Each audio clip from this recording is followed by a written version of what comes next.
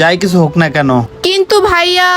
আর আপু কিন্তু কিন্তু বাদ দেন, আপনারা 3 বছর ধরে আমাদের দুধ নিতেছেন, 1 মাসও আপনি টাকা মিস দেন না, আর আজকে কিনা আপনাদের বিপদের সময় আপনাদের আমি দুধ দেওয়া বন্ধ করে দেবো? এটা কিভাবে সম্ভব আপু? এটা একদমই উচিত হবে না, এটা তো আমার বড় ভুল হবে। ঠিক আছে, কিন্তু ভাইয়া বাকি দুধ কতদিন নিব? আর আপু কিসের বাকি? আপনি ভাববেন ওইটা আমার তরফ থেকে আপনাদের আমি দিচ্ছি, আর যখন কিনা আপনার হাজবেন্ডের চাকরি হয়ে যাবে তখন আপনি আমার দুধের টাকাগুলো দিয়ে দিবেন, তাহলে তো আর আপনাদের সমস্যা হবে না, তাই না? আর যদি ভাইয়া চাকরি নাও পায় কোনো সমস্যা নাই, আপনি ভাববেন আমার তরফ থেকে আপনাদের আমি ডেইলি দুধ দিচ্ছি। সত্যি কথা বলতে ভাইয়া, আমাদের প্রবলেমটা অনেক বড়। আমার হাজবেন্ড জব পাবে নাকি পাবে না, আমাদের লাইফ ঠিক হবে নাকি হবে না, আর আপনার বাকি টাকা দিতে পারবো নাকি পারবো না, আসলে এটার কোনো গ্যারান্টি নাই আমার কাছে ভাইয়া।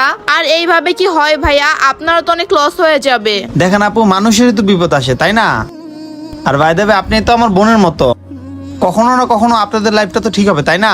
আজকে আপনাদের খারাপ সময়, একসময় তো আমারও খারাপ সময় আসতে পারে, আর বেশিরভাগ সময়